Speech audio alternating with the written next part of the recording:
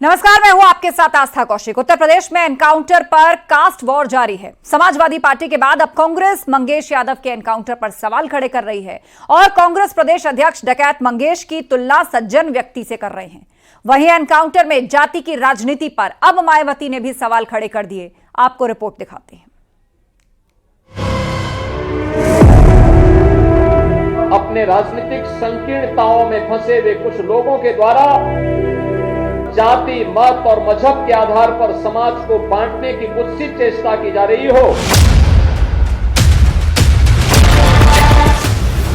UP की सियासत में जाति के सियासी एनकाउंटर पर बवंडर मचा है। पहले समाजवादी पार्टी तो अब कांग्रेस मंगेश की चौखट पर इंसाफ का सियासी पिटारा लिए खड़ी है और उस एनकाउंटर को फर्जी बता रही है जिसमें सिर्फ मंगेश को गोली मारी गई, बाकियों की गिरफ्तारी हुई।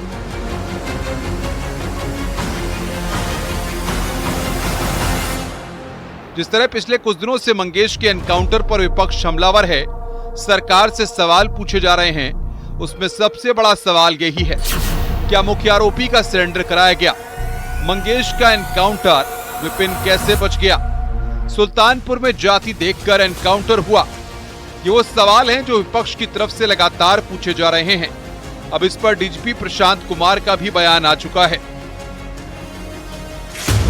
इस तरह की चीज़ें पुलिस नहीं करती है और पुलिस के जब गोलियां चलती हैं और जिन लोगों ने इस तरह की चीज़ें फेस की हैं, जो हमारे पूर्व के अधिकारी रहे हैं या कर्मचारी रहे हैं, उन सबको ये पता है और इस तरह की सारी बातों का मैं खंडन करता हूं और पुलिस पूरी तरीके से निष्पक्ष होकर कार्रवाई करती है। सियासत में कब कौन सा मुद्दा जनता की आंखों पर चढ़ जाए, उसमें मंगेश यादव एनकाउंटर भी शामिल है, जिस पर यूपी के तमाम सियासतदान अपनी अपनी सहूलियत के हिसाब से राजनीति कर रहे हैं। किसी को इस एनकाउंटर में जाति दिख रहा है तो किसी को वोट। तभी तो घटना के 4 दिन बाद मायावती की प्रतिक्रिया भी आ चुकी है। उन्होंने लिखा है कि सुल्तानपुर में एनकाउंटर की घटना के बाद से बीजेपी और सपा में कानून व्यवस्था को लेकर आरोप प्रत्यारोप लगाए जा रहे हैं। अपराध, अपराधी और जाति के नाम पर जबरदस्ती की राजनीति की जा रही है, जबकि इस मामले में ये दोनों चोर चोर मौसेरे भाई जैसे हैं। यानी एक तरफ विपक्ष सरकार की ठोको नीति पर सवाल खड़े कर रहा है तो दूसरी तरफ उत्तर प्रदेश में जीरो टॉलरेंस की नीति का हवाला दिया जा रहा है। दोस्तों, ये पूरी ये अत्याचार अन्याय किया गया है। ये पूरी तरीके से केवल और केवल सरकार अपनी केवल जो मनमानी कर रही है, गुंडागर्दी हो रही है, जंगल राज कायम है, पुलिस मनमानी कर रही है, अपराधी मनमानी कर रहे हैं और सीधा साधा सज्जन आदमी पिसा जा रहा है। अकेला बेटा था, उसको ले जाके भी इन लोगों ने उसकी हत्या कर दी, मार। जिसकी सरकारों में होता रहा है उसको हमेशा लगता है कि ऐसा हमारी सरकार ने जांच एजेंसियों को, प्रशासन को, जो लोकतंत्र के 4 स्तंभ है, विधायिका, कार्यपालिका, न्यायपालिका, मीडिया, सब अपना काम। इनके समय में जांच एजेंसियां संरक्षण प्राप्त थी, हमारे समय में जांच एजेंसियां सजा दिला रही है। उत्तर प्रदेश में हमारी सरकार ने जीरो टॉलरेंस की नीति अपनाई। खैर, अपराध में जाति की राजनीति न सिर्फ विपक्ष की मंशा पर सवाल खड़े करने के लिए काफी है, बल्कि 7 केस वाले मंगेश का एनकाउंटर और 36 केस वाले विपिन का सरेंडर पुलिस की कार्यप्रणाली पर भी सवाल खड़े कर रहा है। Bureau report, news 18।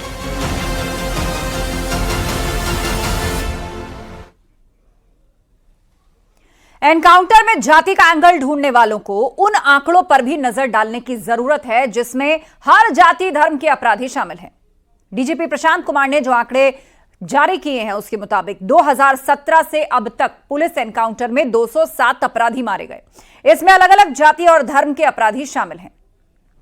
इन आंकड़ों के मुताबिक पुलिस एनकाउंटर में 67 मुस्लिम अपराधी मारे गए हैं, तो वहीं एनकाउंटर में 20 अपराधी जो ब्राह्मण समाज से ताल्लुक रखते थे उनकी भी मौत हुई है। साथ ही ठाकुर कास्ट के 18 अपराधी पुलिस एनकाउंटर में मारे गए हैं, जिसके बाद जाट गुर्जर समुदाय से 17 अपराधी ताल्लुक रखते थे जो पुलिस मुठभेड़ में मारे गए। 5वें नंबर की बात करें तो यादव जाति के 16 अपराधी पुलिस एनकाउंटर में मारे गए हैं। उसके बाद दलित वर्ग के 14, अनुसूचित जाति से 3 अपराधियों का एनकाउंटर हुआ है। वहीं सिख समुदाय से 2, अन्य ओबीसी के 8 और अन्य वर्ग के 42 अपराधियों का भी एनकाउंटर हो चुका है। लेकिन सियासत मंगेश यादव के एनकाउंटर पर ही हो रही है। से बदतर हालत कर दी है क्राइम की। फर्जी इनकाउंटर करके अपनी पीठ ठोक रहे हैं, जबकि एक जाति विशेष के लोग इनकाउंटर कर रहे हैं और अन्य जातियों का कर रहे हैं। और मैं समझता हूँ पूरी तरह से लोग आजिज आ चुके हैं सरकार से और इंतजार कर रहे हैं चुनाव का। चुनाव आते ही योगी सरकार की विदाई तय है। अखिलेश यादव जी मेरे ख्याल से किसी भी घटना को जाति रंग देने की कोशिश करते हैं। प्रदेश में जब से माननीय मुख्यमंत्री योगी जी ने सत्ता संभाली है, लगातार अपराधियों में कानून की दहशत हुई है, जनता को कानून का राज मिला है। हाँ, अब कोई गुंडा, कोई बदमाश, कोई मवाली जनता पे हमला करेगा, किसी अधिकारी पे हमला करेगा, आम जन को मारने की कोशिश करेगा, तो सरकार उसको फूल थोड़ा ही पहनाएगी।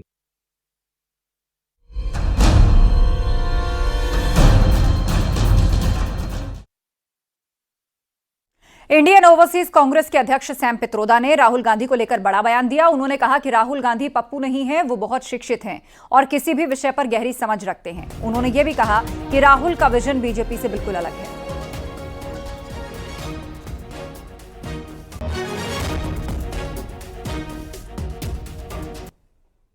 And Mr. Gandhi, Rahul Gandhi's agenda is to really address some of these larger issues. He has a vision, contrary to what BJP promotes by spending crores and crores of rupees. I must tell you, he is no pappu. He is highly educated.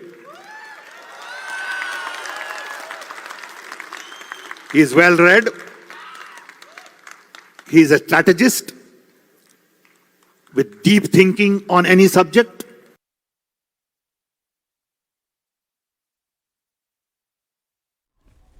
America के Texas से राहुल गांधी ने RSS और प्रधानमंत्री मोदी पर बड़ा हमला किया। उन्होंने कहा कि आरएसएस ये मानती है कि भारत एक विचार है, जबकि हम मानते हैं भारत कई विचारों का मेल है जिसमें सभी की हिस्सेदारी होनी चाहिए।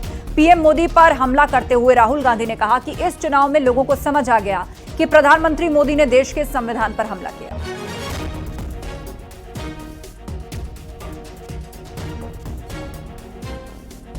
We believe that everybody should be allowed to participate. We believe that everybody should be allowed to dream. Everybody should be given space, regardless of their caste, language, religion, tradition, history. This is the fight. And the fight was crystallized in the election,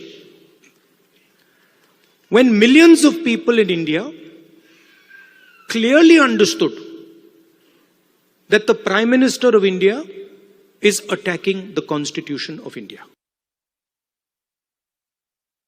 I think currently huge problem in the education system is the ideological capture. So,